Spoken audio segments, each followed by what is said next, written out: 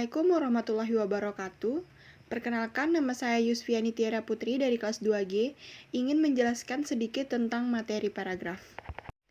Paragraf yang baik, paragraf yang memiliki 1. Kesatuan paragraf, 2. Kepaduan paragraf, 3. Kelengkapan dan ketuntasan, 4.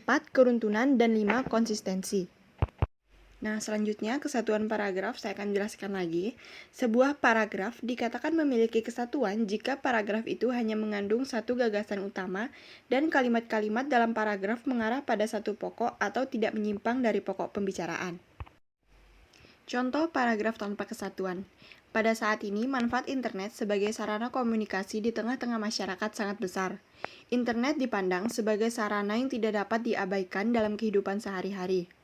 Penulisan karya ilmiah ini bertujuan untuk mengetahui peran, manfaat, dan dampak negatif internet bagi masyarakat. Selain itu, tujuan penulisan karya ilmiah ini adalah untuk mengetahui dan mendalami fasilitas dan perkembangan internet. Nah, kenapa contoh paragraf tersebut dikatakan sebagai paragraf tanpa kesatuan? Karena kesatuan paragraf seharusnya hanya memiliki satu gagasan utama dan gagasan tambahan yang ada sesudahnya tidak boleh menyimpang. Dalam contoh tersebut, terdapat dua gagasan utama dalam satu paragraf. Nah, sebaiknya kita memisahkan paragraf itu menjadi dua untuk menjadi paragraf yang baik. Dimulai dari kata penulisan karya ilmiah ini bertujuan, karena itu sudah menyimpang dari pembahasan yang awal. Nah, sekarang kita beralih ke kepaduan paragraf. Sebuah paragraf dikatakan memiliki kepaduan jika terdapat keserasian hubungan antar kalimat dalam paragraf. Yang pertama ada kata transisi. Kata transisi adalah kata yang konjungsi yang menghubungkan antara paragraf. Contohnya, akan tetapi. Yang kedua, referensi. Referensi adalah sesuatu yang dipakai dalam pemberian informasi untuk memperkuat pernyataan dengan tegas, atau kita kenal juga dengan rujukan. Yang ketiga, substitusi. Substitusi memiliki arti yang mirip dengan sinonim atau persamaan kata. Contohnya, partitur dapat digantikan dengan nada.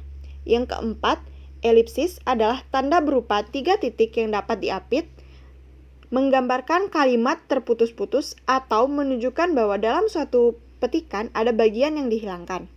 Yang kelima, sinonim. Sinonim adalah kata yang memiliki makna atau arti yang sama. Contoh kata sinonim misalnya, kredit sama dengan mencicil. Yang keenam, antonim. Antonim adalah hubungan semantik dua buah satuan ujaran yang maknanya menyatakan kebalikan, pertentangan dengan ujaran yang lain. Contoh, diam, lawan katanya adalah bergerak. Yang ketujuh, hiponim. Hiponim merupakan jenis dari suatu hipernim. Sebagai contoh, merpati, gagang, elak, dan camar seluruhnya adalah hiponim dari hipernim burung, yang pada gilirannya merupakan hiponim dari kata hewan. Yang kedelapan, kemeroniman adalah konsep yang mengacu pada hubungan bagian. Yang kesembilan, repetisi atau perulangan adalah penyebutan kembali suatu unit leksikal yang sama yang setelah disebut sebelumnya. Perulangan dapat berupa kata, frasa, atau klausa.